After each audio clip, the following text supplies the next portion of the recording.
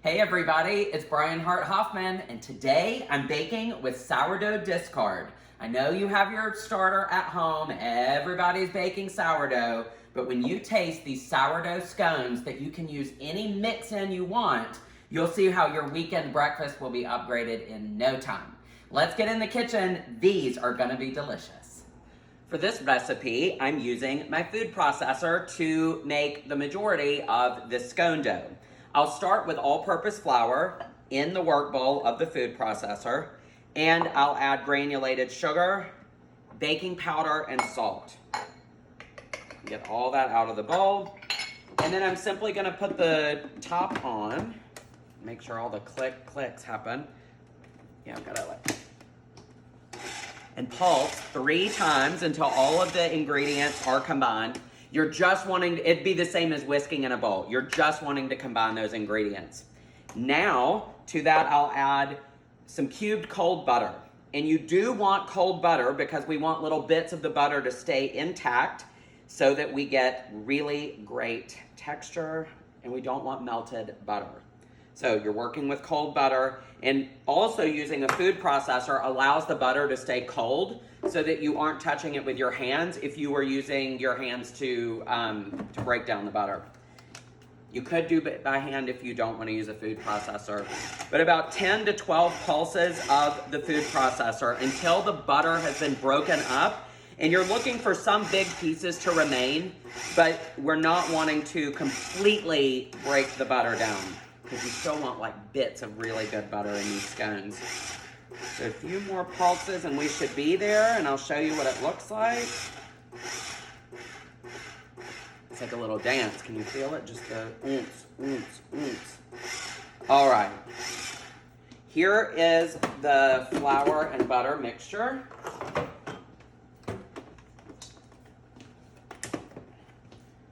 You can see the big bits of butter, and then a lot of it is broken down into the flour and sugar mixture. And now I'll bring in the large bowl that we're gonna use to turn all of this out into. All right, put that in the sink. Now I'm adding my mix-ins. This is where you get to be creative and make these scones any flavor you are in the mood for. I am using dried cherries and chunks of dark chocolate. Cherry chocolate scone, yes please. And I'm just gonna use my spatula to coat them in the flour butter mixture and get them distributed evenly before I add my sourdough discard mixture. Okay, I have heavy whipping cream and my sourdough discard. And I'm gonna whisk those together until they're combined. Get a really good mixture here before adding, and I'm gonna use a fork to mix the dough together. And we're just looking for kind of a shaggy, sticky dough to come together.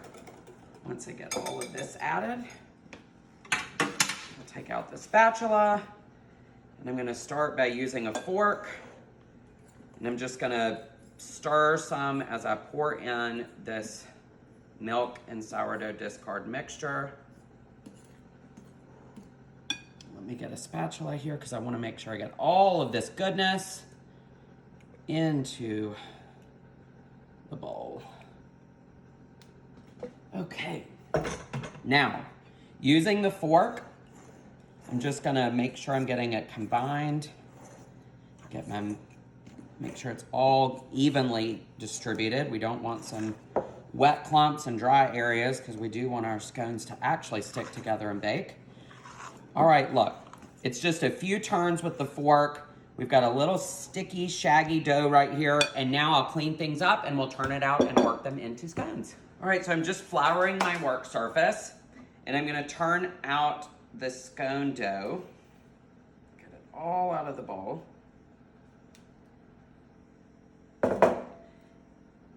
And let me get, it is a little sticky, and it should be. We're not done working with it yet.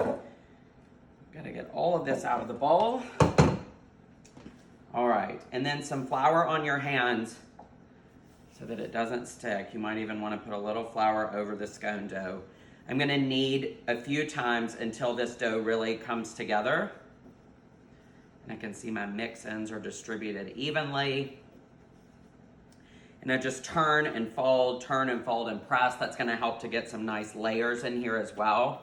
I'm gonna put a little bit more of the flour below. And I'm gonna pat this into an 8-inch round circle. Just using my hands, and then I use the edge of my hands to help keep the edge nice and squared off and even. All right, that's close to 8 inches. All right.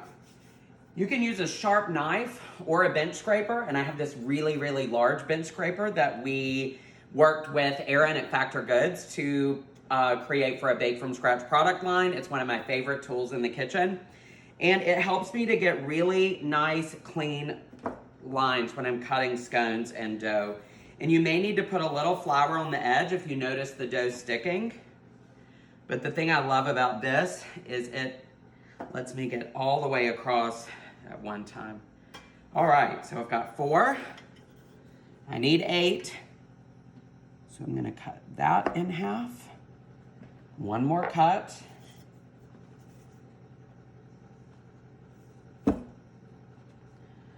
There we go. Look at those scones. Okay, bringing in my baking tray, I will transfer each scone to the tray. And I like to kind of cross the pattern, what is opposite directions for each scone. I'm losing my words this afternoon. And then I'll come back and put the other 4 scones on the tray.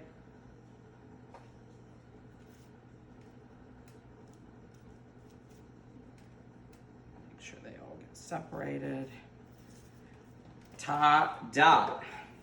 Now, we're not done with the goodness yet. I'm gonna brush the tops of each scone with heavy whipping cream, because the decadence shouldn't be stopped yet. I'll do just a few so I can show you, because I'm also gonna come back in with some turbinado sugar and sprinkle it on the top so we get a really great crunch and texture to the top of these scones. Then they're off to a 425 degree oven, and you're gonna love it when they are fresh and hot from the oven. After baking for about 15 minutes, the scones are beautiful and golden brown, and they smell amazing. So I think I need a little salted butter to accentuate the deliciousness of these. And you guys, I just picked up this pack of Lewis Road Creamery's sea salt crystal butter that they are sending to the US from New Zealand now. So this is gonna be a treat for sure with these scones. The recipe can be found at bakefromscratch.com, along with other recipes that I'm baking with Sourdough Discard. And I can't wait to hang out with you again next time in my kitchen. Have a great day.